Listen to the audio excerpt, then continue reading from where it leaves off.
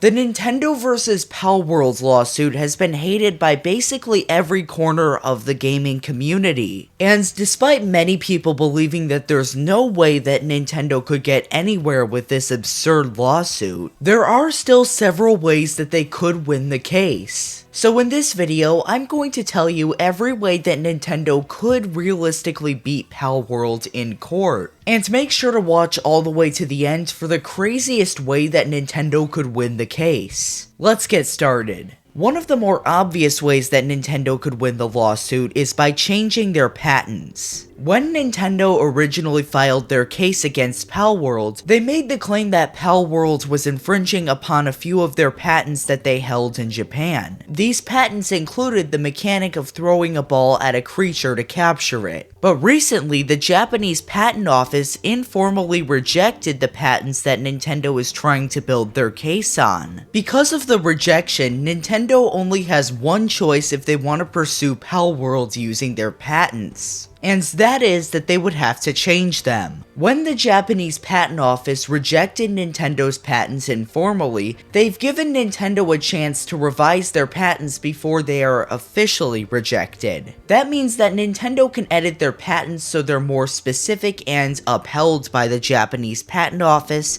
but they're also still terms that Palworld violates. Now, even though this method sounds straightforward, it would prove to be fairly difficult for Nintendo to pull off. And as you'll find out later in the video, it might not even be the best course of action for Nintendo to take to sue Palworld. Because another major legal argument that Nintendo could make is copyright infringement. Although the claim that Nintendo is making that Palworld violated their patents could be legally sound, it might actually be easier if they just claimed that Palworld infringed on copyright. While Palworld itself is mechanically very different from Pokemon in a lot of ways, there is arguably some resemblance between the two. It's not a crazy resemblance where it would be a slam dunk case, but it's enough to the point where Nintendo could make an argument that Palworld infringed on its copyright specific to Pokemon. Now, claiming copyright infringement is far different from claiming patent infringement for a variety of reasons, and both present their own challenges. If Nintendo claims patent infringement like they're already doing, they would essentially be claiming that Palworld violated their invention and not the work of Pokemon itself, which would be a pretty tricky thing to do because Nintendo has to revise their patents very strategically. For the time and money that Nintendo is spending pursuing this case, it probably wouldn't be worth what they would get if they won. Now compare that to if Nintendo claims copyright infringement by directly saying that Palworld looks too similar to Pokemon, it might actually be easier for them. Because Palworld does look like it took a bit too much inspiration from Pokemon by trying to make their designs look really similar to it. While those are the two main routes that Nintendo can take this case, there are a couple of defense methods that Nintendo has that you might not expect them to use. Now, these defense methods mostly loom on the side of the copyright infringement argument, but they'll probably make it a lot more difficult for Palworld to make a defense than you might think. First off, Nintendo could make the industry standards argument. By taking this approach, Nintendo could claim that Palworld took their inspiration from Pokemon a step too far compared to other competitors. Different monster hunting games such as Nexamon, Koromon, and Temtem have all entered the market clearly inspired by Pokemon, but they're also quite different from it. Because none of these games really look that much like Pokemon, they're just pretty typical monster hunting games that look completely different. But in contrast to these other monster hunting games, it could be argued that Palworld went too far with their inspiration to the point where it is copyright infringement. Now, like I mentioned before, Palworld isn't overwhelmingly similar to Pokemon that it would be a very clear defense, but it might be enough for Nintendo to have some leverage in court. Because again, Pocketpair, the developer of Palworld, could just argue that it was inspiration and not intended to be infringement. A lot of the facets of this strategy just depend on how good the lawyers on both sides are. Because to this potential argument that Nintendo could make, there's also a good argument that Pocketpair could make themselves. But there is one other crazy method that Nintendo could use to defend their case.